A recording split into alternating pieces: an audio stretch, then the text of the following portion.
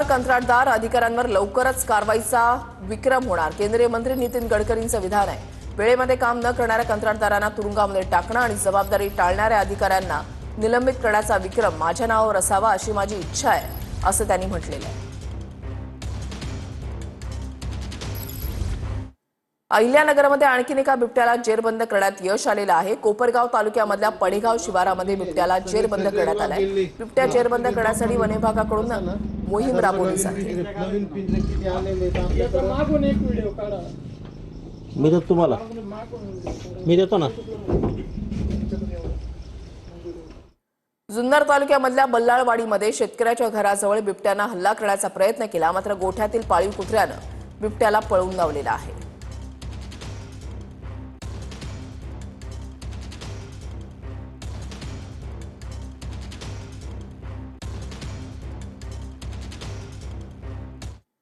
मराठी साहित्य संमेलन संकेतस्थळाचं आज उद्घाटन होणार आहे। 1 ते 4 जानेवारी दरम्यान सातारा शाहू क्रीडांगणामध्ये संमेलन पार पडणार आहे आणि त्याच्याच संमेलनाच्या संकेतस्थळाचं आज उद्घाटन होणार आहे।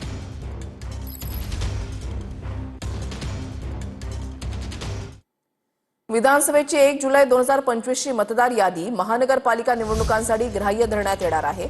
या याद्यांमध्ये कोणताही बदल केला जाणार नाहीये। फक्त पालिका निवडणुकांसाठी त्या प्रभागनिहाय विभाजित केल्याची माहिती राज्य निवडणूक आयुक्तांनी दिलेली आहे।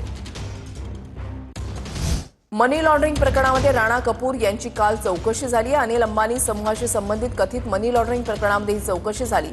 येस बँकेनं रिलायन्स अनिल अंबानी समूहाला कर्ज दिल्याचा आरोप आहे। येस बँकेनं रिलायन्समध्ये गुंतवणूक सुद्धा केल्याचा आरोप आहे।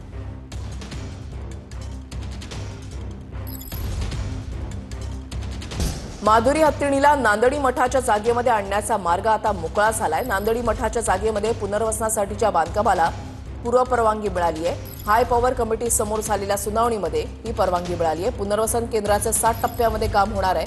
12 कोटींचा खर्च अपेक्षित आहे। उत्तर भारतातून आलेल्या थंड वाऱ्यांमुळे महाराष्ट्रामध्ये थंडीचा कडाका आता वाढलेला आहे। राज्यामध्ये धुळे, नाशिक, परभणी, सोलापूरमध्ये थंडीची तीव्र लाट येणार असा अंदाज हवामान खात्याकडून वर्तवण्यात आलाय। ला नीनाच्या प्रभावामुळे जानेवारीपर्यंत थंडीची तीव्रता कायम राहणार असा अंदाज वर्तवण्यात आलाय।